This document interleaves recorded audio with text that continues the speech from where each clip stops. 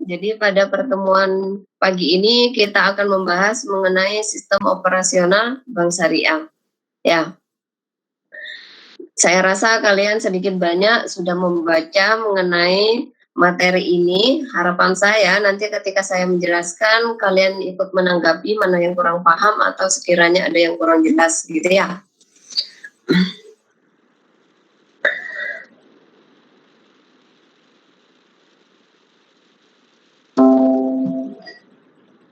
Nah, untuk tujuan dari pembelajaran pada pagi ini, kita diharapkan mampu memahami berbagai alternatif skema operasional Bank Syariah yang dapat digunakan dalam hal penghimpunan, penyaluran, dan penyediaan jasa layanan keuangan kepada nasabah. Ini masuk apanya Bank Syariah dari ketiga hal ini? Masuk dalam ranah yang pertama yaitu penghimpunan dana, yang kedua penyaluran dana, yang ketiga penyediaan jasa layanan. Ini masuk dalam apanya Bank Syariah? Kan sistem sedikit operasional. Oke, secara keseluruhan sistem operasionalnya mencakup ketiga hal ini, gitu ya. Selanjutnya yaitu perbankan penalarannya dengan memiliki skema yang secara tepat untuk berbagai transaksi yang dibutuhkan oleh nasabah. Nanti ketika kita sudah mempelajari sistem operasional, nanti kita bisa memilah produk apa yang kita akan ambil, terus akad yang kita sepakati tentang apa, itu nanti lebih jelasnya ya. Nah, untuk kategori bank berdasarkan aspek syariah, kalian sudah memahami ya, pasti antara bank syariah dengan bank konvensional. Ini sekilas mengenai bank konvensional. Saya rasa kalian nanti bisa mempelajari di PPT-nya, karena sedikit banyak untuk bank konvensional kan kalian sudah dapat di mata kuliah BLKS ya. Jadi saya tidak membahas kembali karena memang fokus di mata kuliah akuntansi bank syariah ini kita spesifikasinya ke perbankan syariah dan akad-akad serta produk yang ada di perbankan syariah. Nah, mungkin secara umum kita pahami bahwa fungsi bank itu selain yang tadi saya jelaskan secara operasionalnya, nanti kita akan lebih bahas lagi mengenai beberapa skema yang bisa diambil oleh nasabah dalam melakukan transaksi. Nah, sekilas saya bahas mengenai bank. Bank adalah usaha menghimpun dana masyarakat dan dalam bentuk simpanan dan menyalurkan kepada masyarakat dalam bentuk kredit dan atau bentuk-bentuk lainnya dalam rangka meningkatkan taraf hidup rakyat banyak. Ini sudah disahkan dalam Undang-Undang Nomor 21 Tahun 2008. Selanjutnya mengenai perbankan syariah. Nah, kalau kita secara keseluruhan melihat perbankan syariah itu ada divisi-divisinya. Yang masuk dalam Bank Umum Syariah, yang kedua adalah BPRS atau Bank Pembiayaan Rakyat Syariah, yang ketiga adalah UUS, Unit Usaha Syariah. Ya, nanti ini yang perlu kalian ketahui, ini sudah ditetapkan juga dalam pasal 1 Undang-Undang Nomor 21 Tahun 2008. Nah, kita akan lebih membahas lebih rinci ya mengenai Bank Umum Syariah. Perlu kalian pahami, Bank Umum Syariah adalah bank syariah yang kegiatannya memberikan jasa dalam lalu lintas pembayaran. Sudah pasti ya. Semua transaksi yang ada di Bank Umum Syariah ini mencakup ketiga hal tadi, ya kan, secara transaksi. Selanjutnya yaitu BPRS. Bank syariah dalam melaksanakan kegiatan usahanya tidak memberikan jasa dalam lalu lintas pembayaran karena memang secara lingkupnya lebih kecil ya jika dibandingkan BUS tadi. Nah, untuk pemahaman UUS, ini adalah unit kerja dari kantor pusat Bank Umum Konvensional. Ini bisa saja Bank Umum Konvensional yang membuka UUS. Tidak menutup kemungkinan seperti itu ya. Makanya dalam pengertian UUS ini adalah unit kerja dari kantor pusat Bank Umum Konvensional yang berfungsi sebagai kantor induk dari kantor atau unit yang melaksanakan kegiatan usaha berdasarkan prinsip syariah. kerja yang di kantor cabang dari suatu bank yang berkedudukan di luar negeri yang melaksanakan kegiatan usaha secara konvensional yang berfungsi sebagai kantor induk dari kantor cabang pembantu atau unit syariah. Ini sama ketetapannya di Undang-Undang Nomor 21 Tahun 2008. Nah, sekarang ketika kita sudah memahami pemahaman dari Bank Umum Syariah, BPRS, dan UUS, kita lanjut ke prinsip yang harus diterapkan oleh perbankan syariah. Menurut kalian, prinsip dari perbankan syariah itu apa sih? Kalian kan nih. Menurut kalian, prinsip yang harus diterapkan di perbankan syariah itu berdasarkan apa?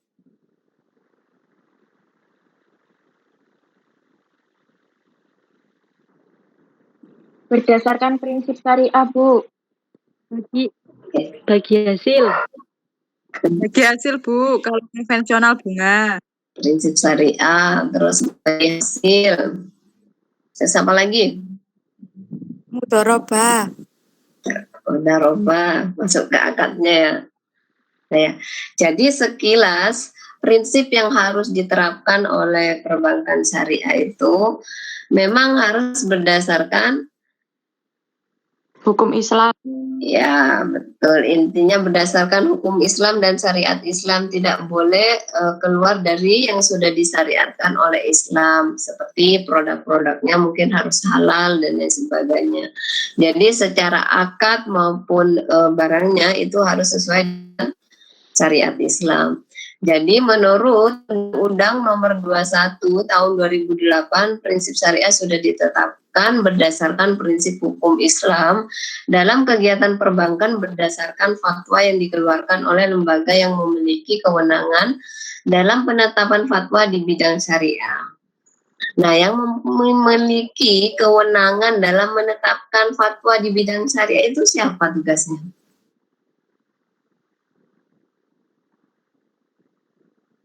Siapa yang memiliki kewenangan dalam menetapkan fatwa yang ditetapkan oleh perbankan syariah?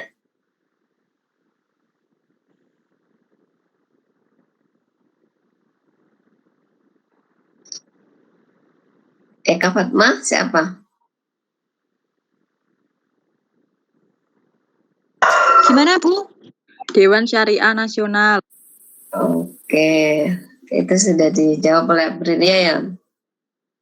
Jadi yang mempunyai amanah untuk mengeluarkan fatwa itu adalah Dewan Syariah Nasional, tapi ketuanya itu ada di MUI, yang mengeluarkan fatwa emang DSN, nanti pada saat penerapannya di lapangan itu ada DPS, yaitu Dewan Pengawas Syariah. Ya, berwenang mengeluarkan fatwa adalah DSN. Selanjutnya yaitu mengenai asas operasional bank syariah. Perbankan syariah dalam melakukan kegiatan usahanya berasaskan prinsip syariah. Ini sudah pasti ya, tidak bisa tidak ditetapkan karena memang sudah landasan awal itu harus berdasarkan prinsip syariah sesuai dengan Al-Quran dan Sunnah. Yang kedua yaitu demokrasi ekonomi. Yang ketiga prinsip kehati-hatian. Nah, kalau kita menanggapi poin yang terakhir ini, yaitu prinsip kehati-hatian. Kenapa di perbankan syariah masih menerapkan prinsip kehati-hatian? Padahal kita tahu sendiri, kalau misalnya berdasarkan syariah, kita antara nasabah dengan bank itu sudah ada kepercayaan kan dalam bentuk akad. Kenapa bank syariah masih menerapkan prinsip kehati-hatian? Karena gunanya itu untuk mewujudkan perbankan yang sehat, kuat, dan efisien sesuai dengan peraturan perundang-undangan, Bu. Oke, Eka ya, Anggita Eka Marlina. Marlini, Bu, iya. Oh, Marlini.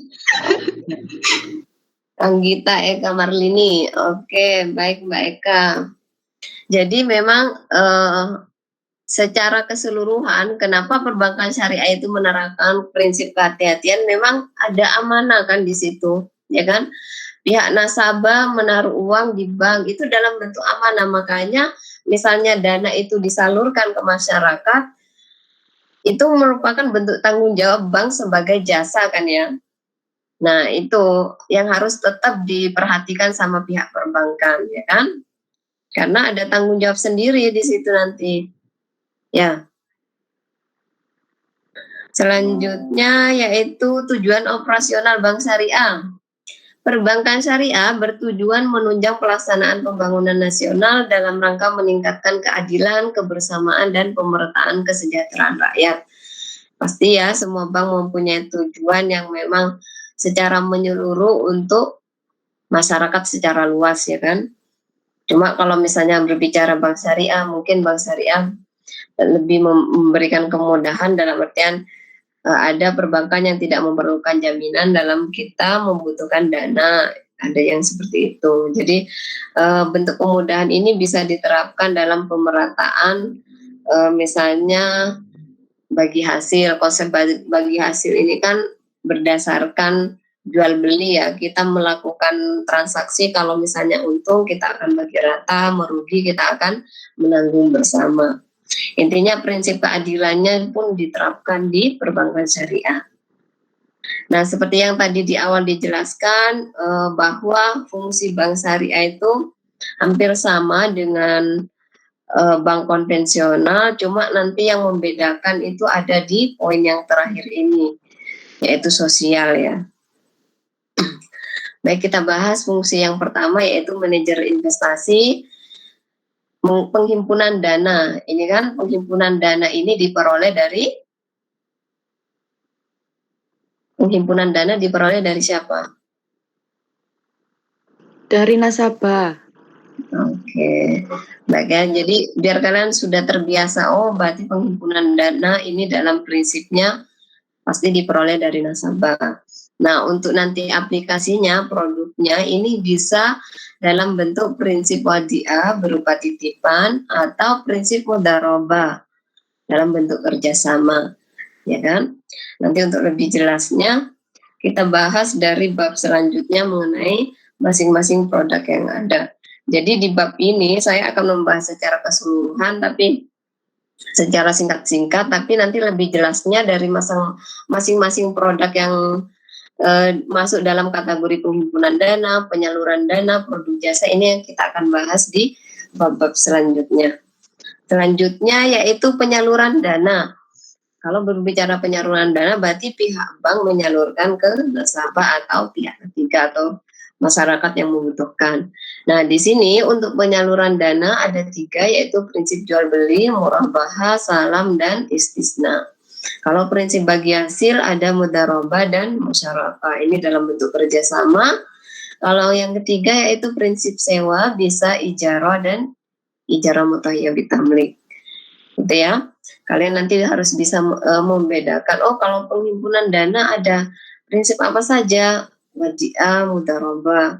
Kalau misalnya penyaluran, misalnya yang jual beli apa, murabahah, salam, istisna. Mungkin untuk awal-awal mungkin nggak terbiasa ya untuk akad-akadnya, terus produk-produknya, tapi lambat laun kalau kita mempelajari dan membaca ulang, itu kita mungkin sudah terbiasa ya dengan bahasa-bahasa yang kita gunakan sehari-hari. Nah, yang ketiga yaitu layanan jasa. Dalam layanan jasa ini bisa berbentuk wakalah, kafalah, saf, qard, hawala, dan rahan. Ya, untuk yang fungsi yang keempat ini adalah fungsi sosial. Memang ini tambahan ya dari ketiga fungsi ini tadi. Memang yang membedakan seperti yang tadi saya jelaskan adalah fungsi sosial dari perbankan syariah. Fungsi sosialnya adalah yang pertama penghimpunan dan penyaluran zakat. Jadi perbankan syariah menerima penghimpunan dan penyaluran zakat. Nanti ada laporan keuangan tersendiri. Yang kedua adalah penghimpunan dan penyaluran dana kebajikan, infak, sedekah, denda, dan pendapatan non halal. Kenapa denda ini masuk ke dalam fungsi sosial? Kenapa nggak masuk ke dalam pendapatan bank syariah?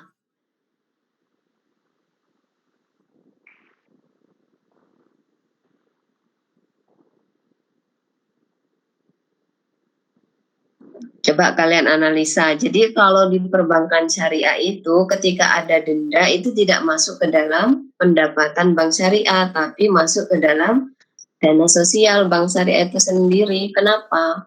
Ya kan? Kenapa demikian? Jika dibandingkan dengan bank konven, denda akan masuk ke pendapatan bank itu sendiri.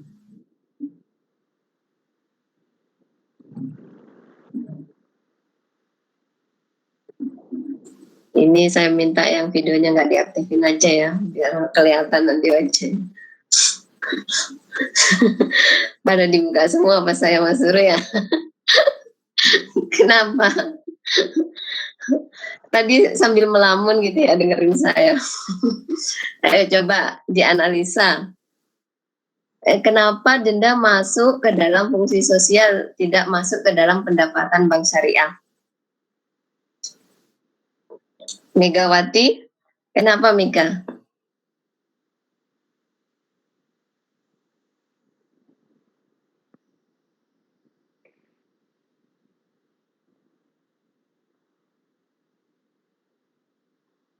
Enak kan kalau sambil gini, tadi kan di slide yang terakhir itu bahwa denda itu masuk ke dalam fungsi sosial perbankan syariah. Kenapa tidak masuk ke dalam pendapatan bank syariah itu sendiri?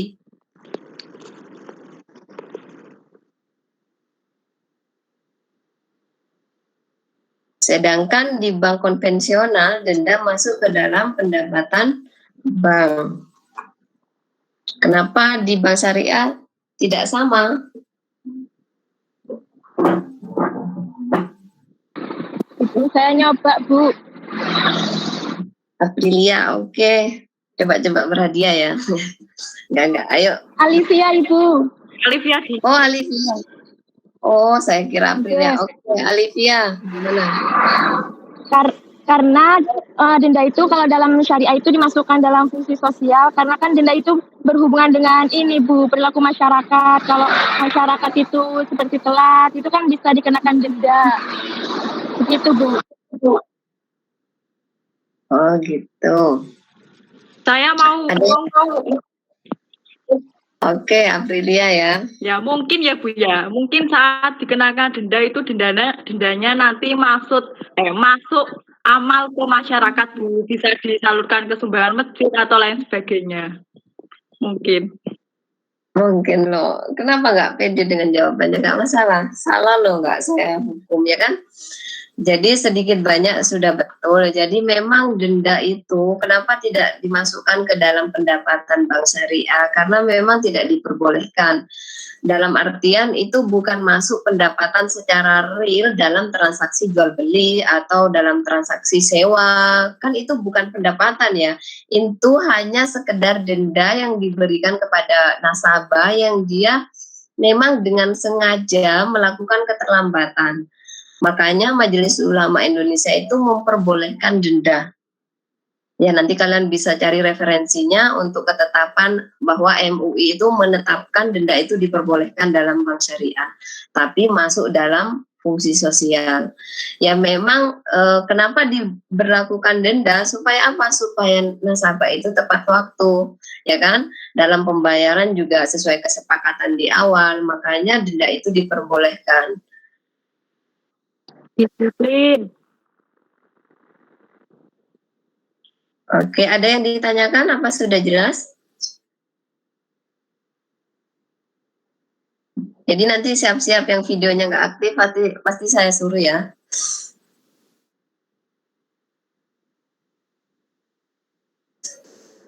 Oke, selanjutnya kita membahas mengenai, nah ini lebih biar kalian lebih jelas ya dalam pemahaman dari ketiga fungsi yang tadi saya jelaskan di awal, bahwa bank syariah itu sebagai pengelola dana atau penerima titipan.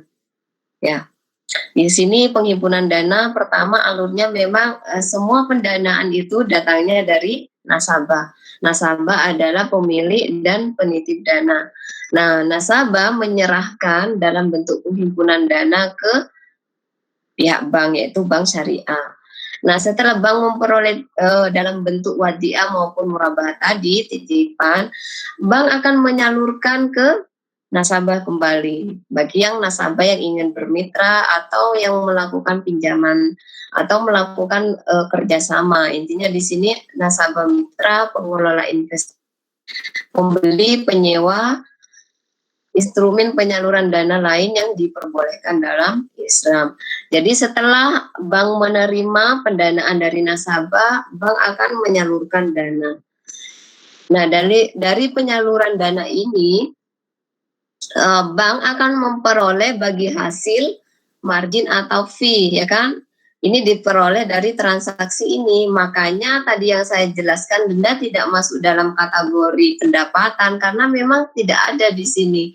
Ini kan dalam transaksi kerjasama, ada nasabah mitra, pengelola investasi, pembeli, sewa, ya kan? Jadi semua transaksi yang ada kaitannya ini maksudnya kerjasama. Kalau denda itu kan pendapatan di luar ini ya, jual beli dan lain sebagainya, ya kan, makanya tidak dimasukkan sama bank syariah, lebih baik disalurkan ke fungsi sosial. Nah, dari bagi hasil atau margin yang diperoleh ini akan dibagi rata kembali ke nasabah, yaitu menyalurkan pendapatan bisa dalam bentuk bagi hasil atau bonus, gitu ya. Jadi dari kedua fungsi ini tadi sudah saya paparkan dengan jelas. Selanjutnya yaitu sebagai pemilik dana atau penjual, pemberi sewa, ini masuk dalam transaksi yang ini yaitu penyaluran dana. Untuk fungsi yang ketiga yaitu penyedia jasa keuangan, ya, jasa administrasi tabungan, ATM, transfer, clearing, letter of credit, bank garansi, transaksi valuta asing. Jadi ini masuk dalam sistem operasional yang ada di perbankan syariah. Ketambahan tadi yang fungsi sosial saja, tapi secara keseluruhan ini adalah fungsi yang diterapkan oleh, nah, gitu ya, jelas ya. Ada yang ditanyakan?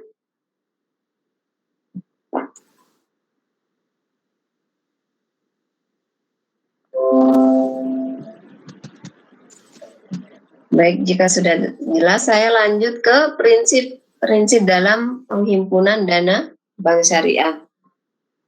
Nah, yang pertama yaitu prinsip wadi'ah.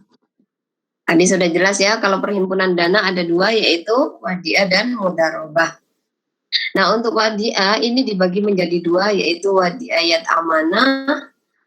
Yang kedua yaitu wadi'ah damanah. Nanti lebih jelasnya selanjutnya yaitu prinsip mudharabah. Ini sama dibagi menjadi dua juga karena memang prinsip kerjasama ya, bisa dalam bentuk investasi terikat atau disebut mudharabah mutlaqah.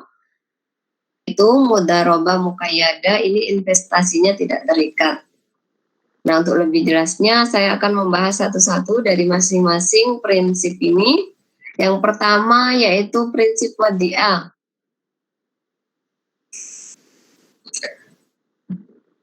Nah, untuk prinsip wadi'ah itu sendiri, akad titipan pihak yang mempunyai barang dengan pihak yang diberi kepercayaan untuk menjaga keselamatan, keamanan, serta keutuhan barang itu sendiri. Nah, berdasarkan jenisnya tadi yang dibagi dua yaitu wadi'ah amanah, tangan amanah. Jadi di sini contohnya seperti apa untuk wadi'ah amanah ini?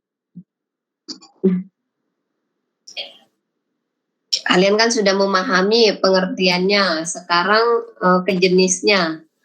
Nah, kalau berbicara wadi'ah amanah ini tangan amanah, jadi tidak dipergunakan sama sekali.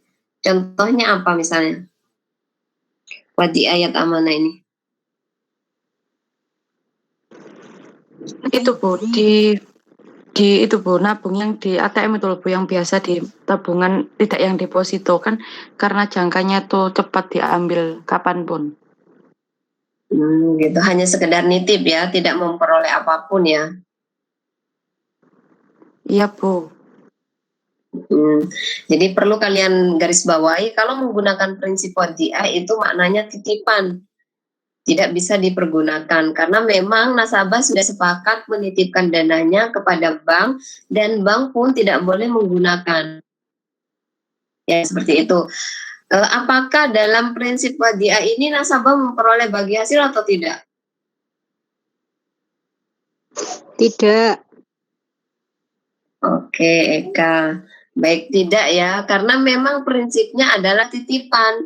Jadi pihak nasabah pun tidak memperoleh bagi hasil, terus pihak bank pun tidak memperoleh pembayaran misalnya administrasi dalam, biasanya kan kalau tiap bulan kenakan biaya admin atau biaya ATM ya.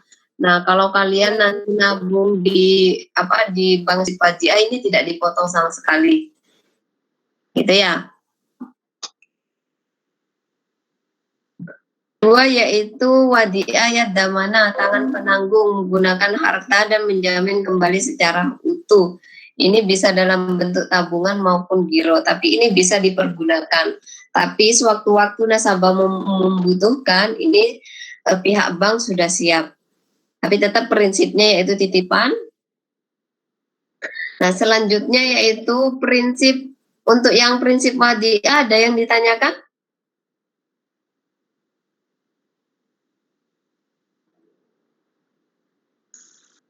Untuk prinsip wadiah sudah jelas atau ada yang ditanyakan?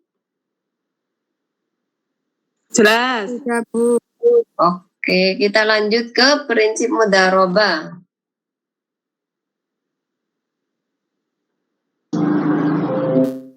Mudharabah ini antara pemilik dana dan pengelola dana untuk memperoleh keuntungan dibagi sesuai nisbah yang disepakati pada awal akad. Ini untuk prinsip mudharabah contohnya seperti apa?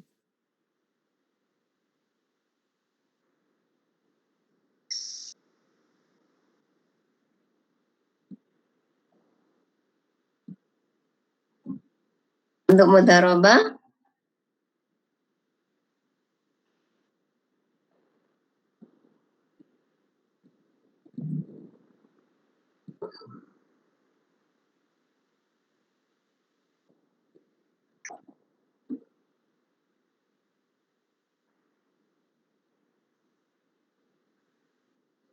Dalam itu loh, ada diikuti, jadi tiap bulan itu ada biayanya.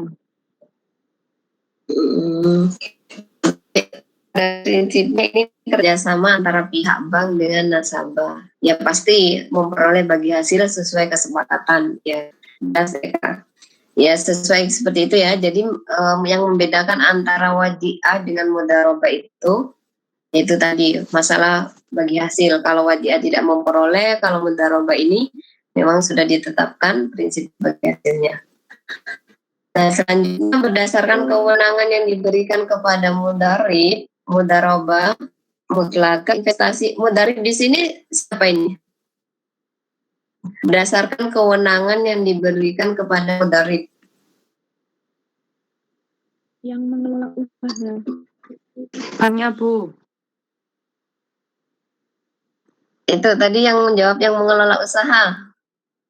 Ya, mudharib itu yang mengelola usahanya ya. Iya, Bu. Oke, nah di sini berdasarkan pengelolaan tadi, mudharabah dibagi menjadi dua, yaitu mudharabah mutlaqah, investasi tidak terikat. Jadi ini pihak nasabahnya mau melakukan misalnya membuka usaha apapun, ini terserah nanti.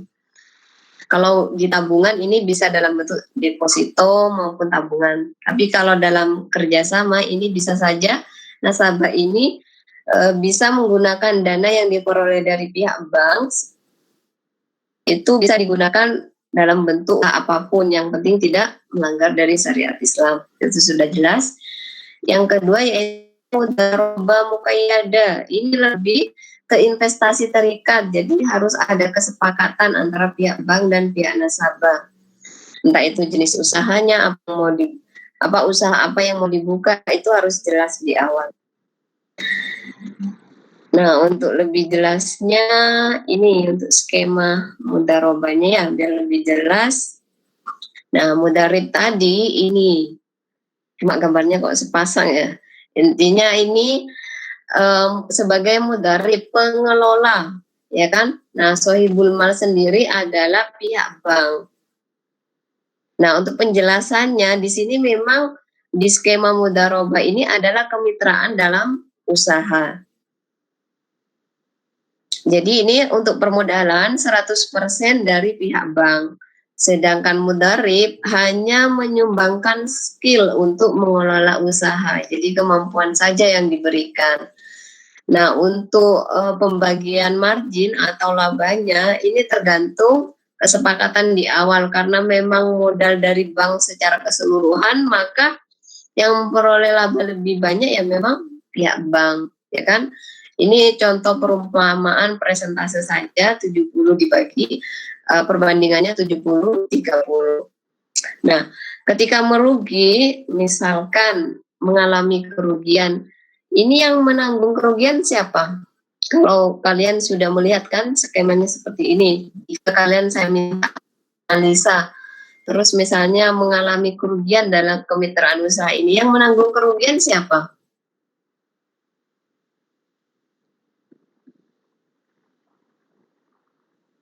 Dua-duanya, Bu. Keduanya, Bu. Siapa yang jawab dua-duanya? Siapa? Mega apa Eka? Mega dan Eka.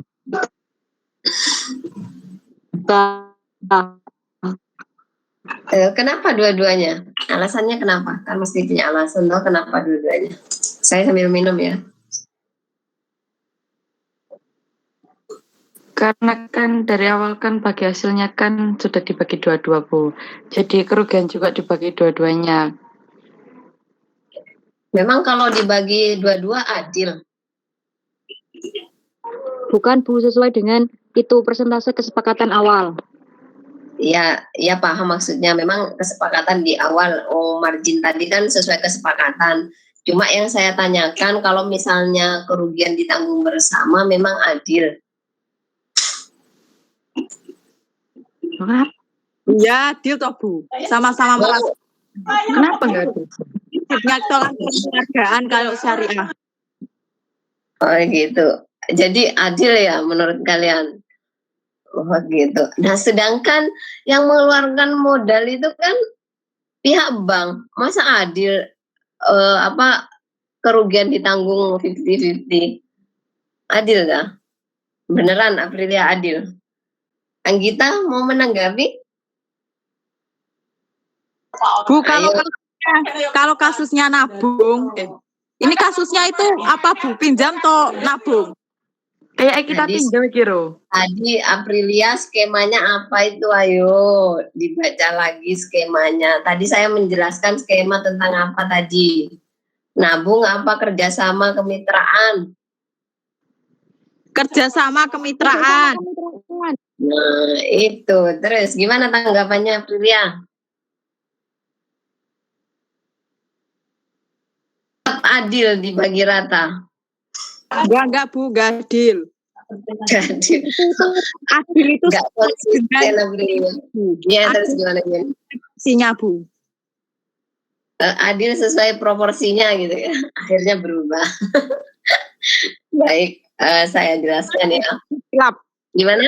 Ya, Bu. Tidak melihat, tidak konsentrasi. Jadi saya bilang adil. oh iya. Nah ini ketahuan ya. Kalau nggak konsentrasi berarti jawabnya agak-agak melenceng gitu ya. Baik, tadi kan sudah saya jelaskan proporsi modal itu 100% dari pihak bank. Jadi misalkan kerugiannya itu ditanggung sama rata, nggak adil dong. Ya nggak, wong tadi ketika laba yang lebih banyak menerima laba ini pihak bank, sedangkan siapa tadi mudharib ya, nasabah atau mudharib itu memperoleh 30%, masa ketika rugi harus dibagi rata? Dianalisanya jangan terlalu keburu-buru, pahami dulu skemanya. Oh ini permodalannya dari siapa? Terus ketika untung ini kan nggak dibagi rata kan untungnya, karena memang modal dari pihak bank. Otomatis yang memperoleh keuntungan lebih banyak adalah pihak bank. Nah ketika rugi kenapa kok harus dibagi rata? Ya kan nggak adil juga kok buat nasabah, ya kan? Makanya kita lihat dulu nanti untuk penjelasannya apakah kerugian itu diakibatkan yang kalian cermati, apakah kerugian itu diakibatkan oleh kelalaian mudarib atau memang kerugian itu benar-benar terjadi karena kondisi misalnya dampak pandemi dan kan ini di luar kendali ya kan, memang benar-benar kerugian karena memang dampak pandemi. Tapi kalau misalnya kerugian itu akibat kelalaian, misalnya dengan sengaja mudarib ini dengan sengaja supaya rugi, katakanlah seperti itu. Jadi pihak bank ini menganalisa dulu apakah kerugian diakibatkan secara tidak disengaja atau disengaja. Nah, misalkan tidak disengaja, ini kerugian akan ditanggung oleh pihak bank. Ya, gitu ya. Tapi kalau misalnya kerugian ini disengaja oleh pengelola atau mudarib, ini yang bertanggung jawab adalah mudarib. Ya kan? Ini yang masuk dalam konsep keadilan. Jadi menyesuaikan akhirnya ya kan? Karena memang permodalan semuanya ada di pihak bank. Keuntungan pun sama, lebih banyak tadi pihak bank. Makanya jika mengalami kerugian, ini yang bertanggung jawab penuh sebenarnya pihak bank. Dilihat dulu kerugiannya itu akibat kelalaian atau memang benar-benar terjadi. Gitu ya. Makna konsep keadilan itu tidak harus proporsinya sama. Ya. Perlu kalian tekankan ya bahwa makna adil di sini tidak harus laba dibagi rata terus rugi dibagi rata, tidak, tergantung tadi kalian menganalisanya permodalan tadi, ya kan? Karena memang nasabah tidak mengeluarkan dana sama sekali, ya kan? Seperti itu ya. Ada yang kurang jelas untuk konsep mudharabah ini?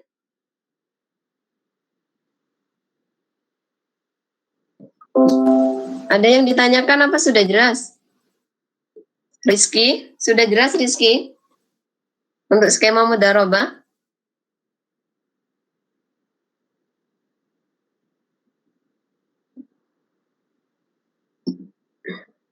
Sudah, Bu. Sudah ya, nanti kalau saya minta jelasin sudah paham ya skema mudharabah seperti apa ya.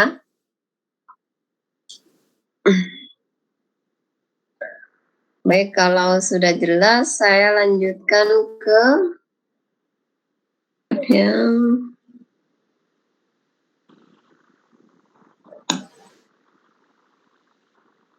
nah ini selanjutnya yaitu penyaluran dana. Tadi kan penghimpunan dana ya, yang pertama tadi ada wadiah sama mudharabah. Sekarang kita ke penyaluran dana dalam bentuk investasi. Ada pembiayaan mudharabah, pembiayaan musyarakah, kalau jual beli ada murabahah, istisna paralel. Selanjutnya yang ketiga yaitu salam maupun salam paralel. Untuk sewa ini ijarah dan ijarah mutaghayyir bitamlik. Nah, kita lanjut ke skema yang pertama yaitu mudharabah kan tadi sudah ya. Sekarang kita lanjut ke musyarakah. Nah, di prinsip bagi hasil yang musyarakah ini adalah akad untuk usaha yang memang dengan sengaja dilakukan oleh pihak bank maupun nasabah dalam rangka usaha patungan untuk membiayai usaha halal dan produktif. Ya kan? Ini bisa diaplikasikan misalnya di pembiayaan proyek dan lain sebagainya atau kemitraan lainnya. Untuk lebih jelasnya, saya munculkan skema musyarakah. Nah, coba kalian cermati dulu untuk skema musyarakah. Apa yang membedakan dengan skema mudharabah tadi? Akan kembali, ini mudharabah. Ya kan? Sekilas sudah kalian pahami mudharabah. Nah, sekarang musyarakah. Modalnya, Bu. Modalnya kenapa Rizky? Dari bank cuma 70%, terus dari mitra 30%. Oke, satu yang jadi koreksi Rizky adalah pemodalan. Ada yang lain?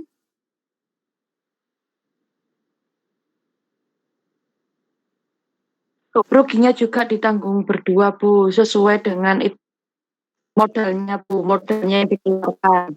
Berapa persen? Tergantung proporsi ya, entah itu laba maupun ruginya karena berdasarkan modal gitu ya Mega. Iya Bu. Zeni tadi mau menanggapi, gimana Zeni?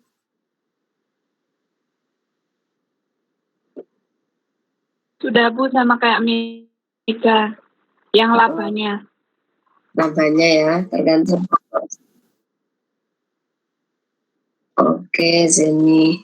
Baik, jadi berdasarkan skema musyarakah ini yang paling menonjol yang membedakan adalah permodalan. Jadi ini sohibul mal pertama yaitu pihak bank, sohibul mal kedua yaitu mitra. Jadi proporsi modal ini disepakati di awal. Ini cuma sekedar contoh 70% dan 30%. Di sini sudah jelas ya. Jadi permodalan ini 50-50 antara kedua belah pihak, ya kan? Nah, untuk laba ini juga sama, akhirnya menyesuaikan tergantung kesepakatan di awal karena memang pihak bank yang modalnya banyak maka labanya lebih banyak di bank. Mitra hanya sekedar 40%. Ini umpamanya seperti itu ya. Nah, jika mengalami kerugian juga sama, akhirnya menyesuaikan dengan proporsi modal yang diberikan. Makanya yang menanggung kerugian lebih banyak di sini adalah siapa? Pihak bank. Ya, bank ya, menyesuaikan dengan modal yang diberikan. Nah, misalkan nih pihak mitra mengembalikan modal yang diberikan oleh pihak bank. Misalkan nih saya contohkan, misalkan mitra mengembalikan modal yang diberikan pihak bank, apakah usaha ini tetap menjadi kepunyaan kedua belah pihak atau sudah menjadi hak mitra? Hanya punya mitra Bu. Mitra ya. Jadi intinya kalau misalnya modal ini sudah dikembalikan, ini kan penjelasannya menerima pengembalian modal dari mitra. Jadi ketika modal sudah dikembalikan ke pihak bank, maka semua ketentuan yang sudah disepakati di awal ini akan berubah. Jadi hak miliknya akan menjadi hak milik mitra itu sendiri. Gitu ya.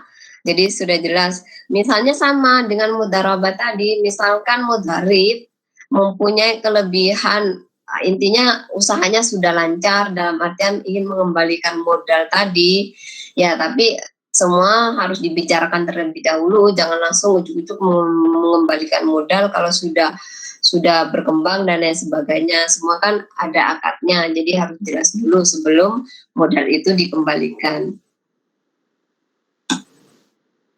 Nah, selanjutnya yaitu prinsip jual beli murabahah.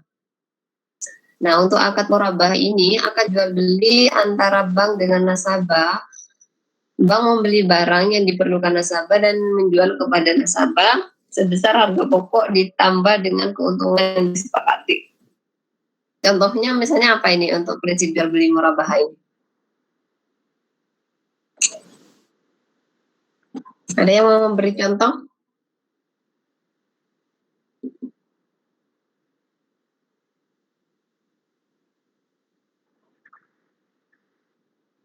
Itu Kalian Bu, bisa- seperti apa? saya kan kepengen beli sepeda motor, tapi saya tuh minta dibelikan dari bank dulu. Terus banknya tuh ngasih tahu harganya tuh 12 juta Mbak. Terus keuntungannya tuh saya ngambilnya 2 juta. Jadinya Mbaknya ngutang saya 14 juta gitu Bu. Iya tak Bu? Ya, sudah sesuai. Jadi kita menggunakan pihak bank sebagai perantara untuk membeli barang itu sendiri. Antara Mega dengan bank itu sudah sepakat bahwa barang itu yang akan dibeli. Jadi sudah ada kesepakatan di awal antara kedua belah pihak dan pihak bank pun akan memberikan informasi bahwa harga pokok barang sekian terus menjadi sekian itu sudah disepakati di awal.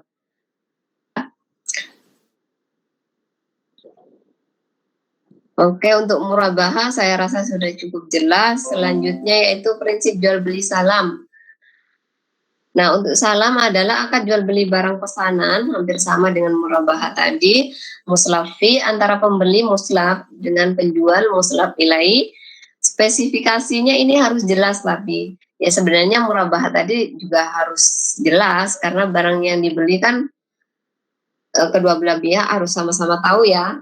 Cuma kalau yang di salam ini memang harus benar-benar sesuai karena memang pesan dulu baru barang itu jadi ya kan. Ukuran, jumlah, mutu ini sudah harus jelas di awal sebelum barang itu disepakati ya kan, sebelum melakukan akad.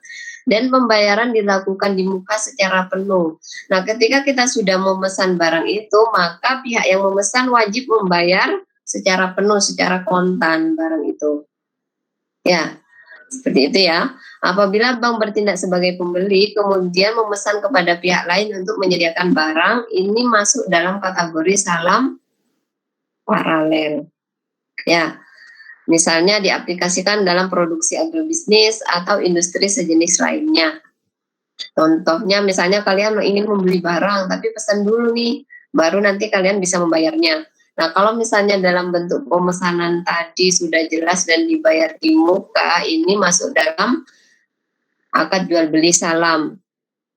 Tapi misalnya bank itu memesan dulu ke orang lain, bukan langsung di banknya kan membeli barang, tapi ke orang lain melalui orang lain. Nah ini masuk dalam kategori salam paralel.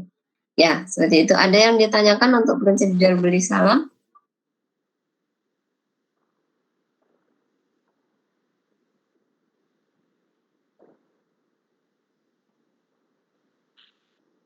Gimana?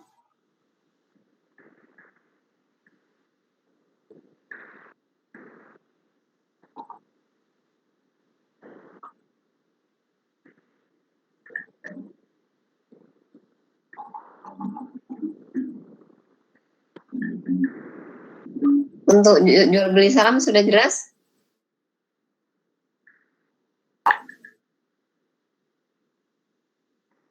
Kok nggak ada suaranya? Ada kemana ini? Ya, paham, Bu. Ya, Bu. Sudah ngantuk dah? Masih jam 10. Di sini ibunya ngomongnya putus-putus, Bu. Mungkin sinyal saya. Nah iya dah. Yang lain suara saya putus-putus nggak? Apa cuma Aprilia? Tidak, Aman, Bu. iya, Bu. Bu. Lancar, Bu. April tinggal di hutan, Bu. Ya Allah, April. Pindah ke ini, ke mana? Ke Surabaya lagi. Oke, saya lanjut ya. Kalau sudah jelas untuk prinsip jual beli salam, sekarang prinsip jual beli istisna. Nah, untuk istisna ini adalah hampir sama ya dengan salam, adanya proses pemesanan, yaitu mustahik dengan penerima pesanan sani, sama spesifikasinya ini harus jelas di awal. Cuma bedanya dengan salam tadi, ini pembayarannya bisa diangsur, bisa pembayaran dicicil maupun dibayar di akhir. Tapi kesepakatan sudah harus jelas di awal, ya kan? Nah, apabila bank bertindak sebagai sani atau pemesan ya, maksudnya sani itu menerima pesanan tapi pihak bank memesan ke orang lain tetap karena bukan bank yang membuat, ya kan? Kemudian menunjuk pihak lain, nah ini maksudnya menunjuk pihak lain untuk membuat barang itu masuk dalam istisna paralel. Contohnya manufaktur, industri kecil menengah, dan konstruksi. Misalnya kalian membeli rumah melalui bank, otomatis kan kalian harus jelas dulu kriteria rumah yang kalian inginkan dan lain sebagainya. Nah, pihak bank ini pesan ke developer sesuai dengan ini deal, nah baru dilakukan pembayaran. Jadi pihak bank yang melunasi ke developer gitu ya contohnya. Selanjutnya yaitu prinsip sewa ijarah. Ijarah ini sama, maksudnya akad sewa, beda dengan istisna maupun salam ya. Ijarah akad sewa menyewa barang antara bank dengan penyewa. Setelah masa sewa berakhir, barang sewaan dikembalikan kepada muajir. Jadi prinsipnya di sini ketika bank dan nasabah melakukan akad ini hanya sekedar sewa, tidak ada akad lain. Makanya tidak diperbolehkan menggunakan dua akad. Maksudnya di sini misalnya awalnya akad sewa, terus belum berakhir akad sewa langsung barang itu dibeli. Nah ini tidak diperbolehkan karena dalam satu transaksi dua akad. Paham nggak maksud?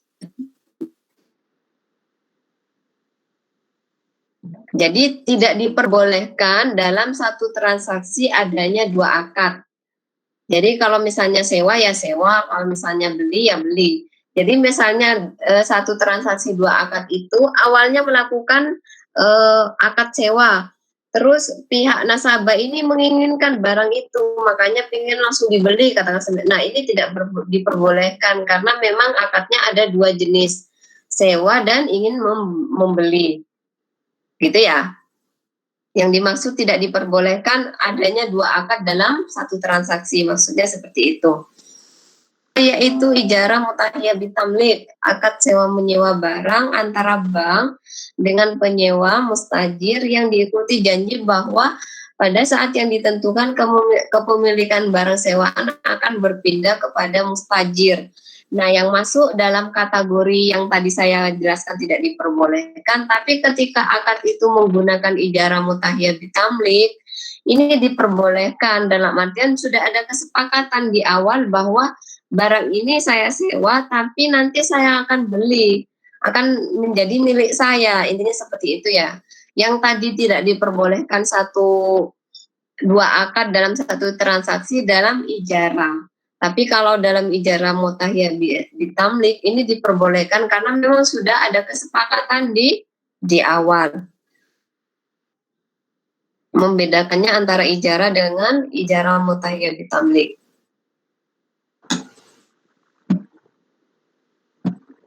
Nah, untuk jasa keuangan perbankan ini nanti bisa kalian pelajari sendiri ya. Cuma hanya sekedar pengertian saja.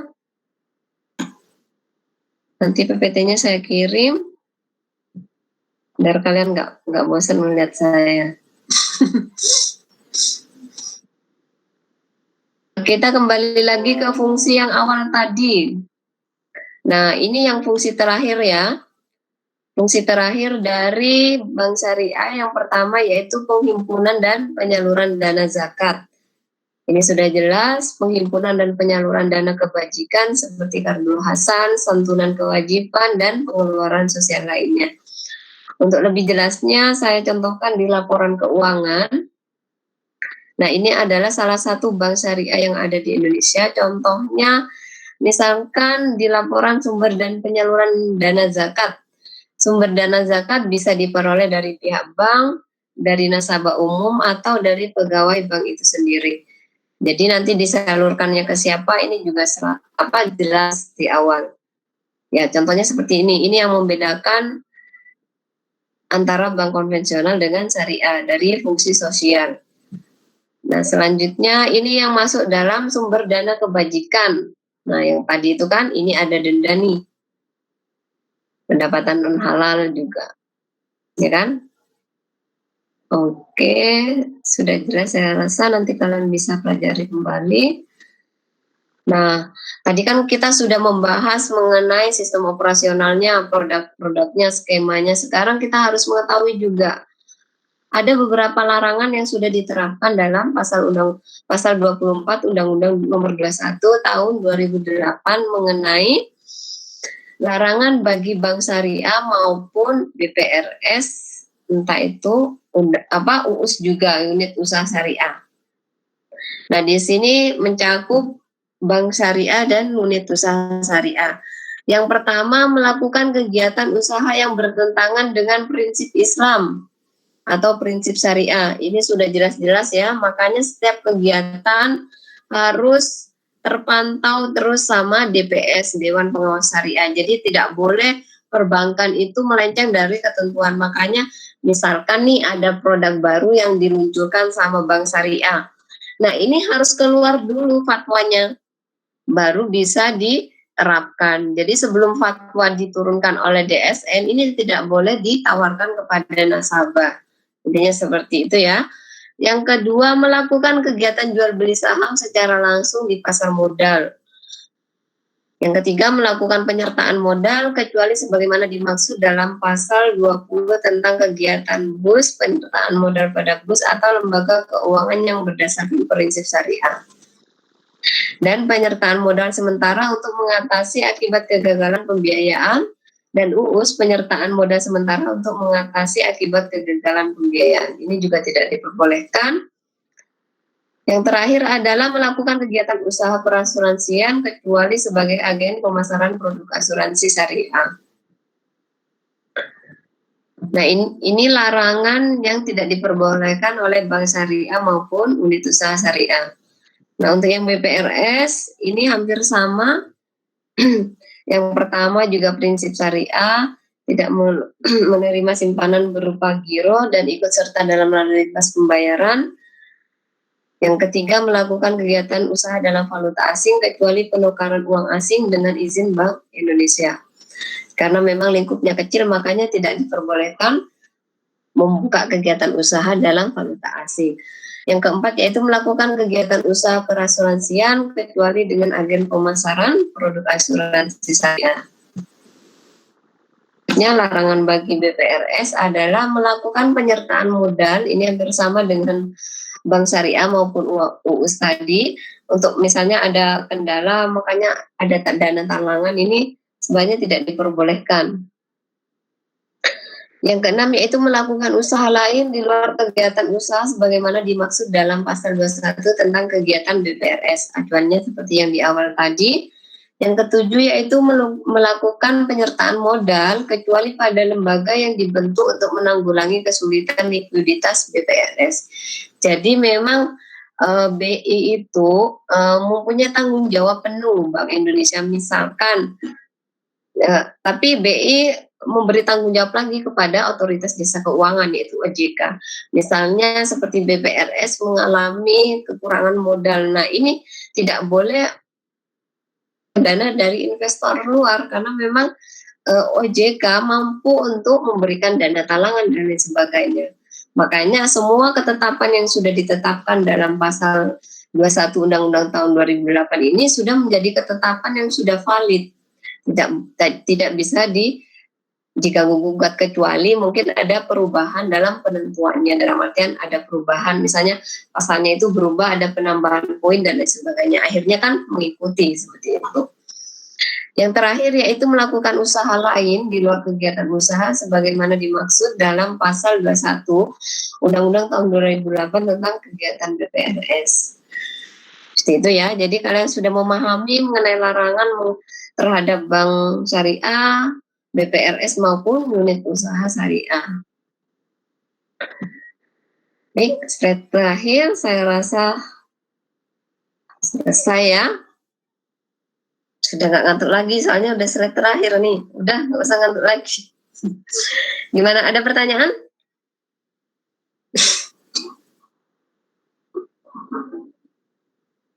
Ada pertanyaan yang perlu ada yang belum jelas atau ada yang perlu ditanggapi?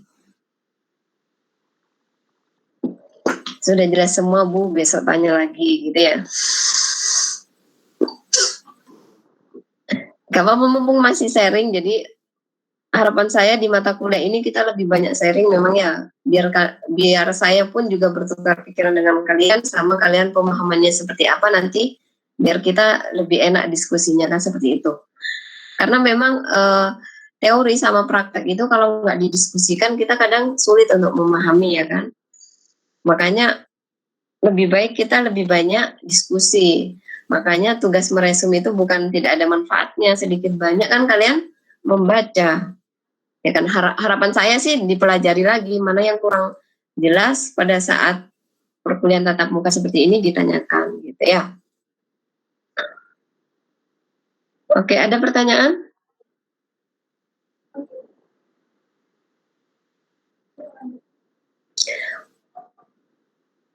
Kok diem semua? Baik, kalau misalnya sudah dirasa cukup jelas, misalnya ada unek-unek dan belum jelas, minggu depan bisa kalian tanyakan, nanti PPT-nya saya share di grup gitu ya, bisa kalian pelajari kembali. Oh ya, untuk pertemuan keempat, itu seharusnya kan kalian kerangka ini ya, laporan keuangan ya, nah itu ditaruh yang terakhir ya, berganti ya RPS-nya itu. Untuk pertemuan keempat itu diloncati langsung kalian ke akuntansi penghimpunan dana. Ntar saya lihatkan RPS-nya ya biar kalian nggak bingung.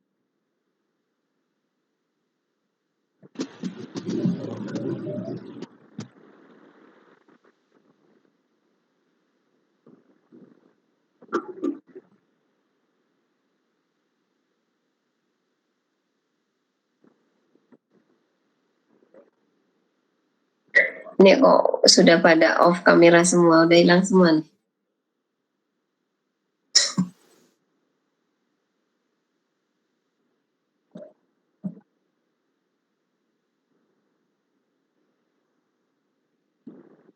Suara saya masih terdengar?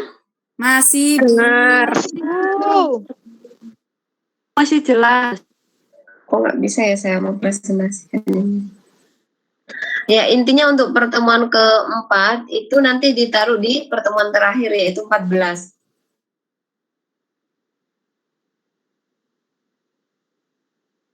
Iya, Bu. Suara saya jelas? Oke. Jadi kita besok Ya, jadi pertemuan keempat. minggu depan kita resumnya pertemuan kelima ya, Bu? Ya, pertemuan kelima. Setelah itu kalian melanjutkan sampai belakang. Cuma yang pertemuan keempat aja diganti ke 14 gitu ya. Cuma itu aja. Ya, Bu. ya. Ya, Bu. Oke. Misalkan ini sekedar penawaran barangkali kalian mau ya. Misalkan nih, saya kan masih pertemuan ketiga ini ya untuk materi ya. Pertemuan pertama kemarin kan masih nggak kuliah ya. Jadi ini masih pertemuan ketiga, kita kurang 2 minggu lagi untuk puasa. Misalkan kuliahnya hari Rabu, jadwal kalian ya hari Rabu dan Jumat, itu kalian mau nggak? Biar nanti sebelum puasa pertemuan ke-7 sudah kita lewati gitu. Biar puasa kan kadang kalian masih lemes untuk awal-awal puasa gitu loh, biar nggak kuliah gitu loh maksudku. Kali kalian mau, jadi hari Rabu kita kuliah, terus Jumat kuliah lagi gitu. Untuk apa? Biar tercapai 7 kali pertemuan. Gimana? Atau nanti kalian rembuk dulu, nanti kesepakatannya saya tunggu infonya ke PJMK aja gitu ya. Takutnya Ya, Bu. kalian agak terpaksa tapi sungkan mau bilang gitu ya. Baik, terima kasih. Terima kasih atas waktunya, tetap semangat kuliah, jaga diri kalian. Saya akhiri. Assalamualaikum warahmatullahi wabarakatuh. Waalaikumsalam.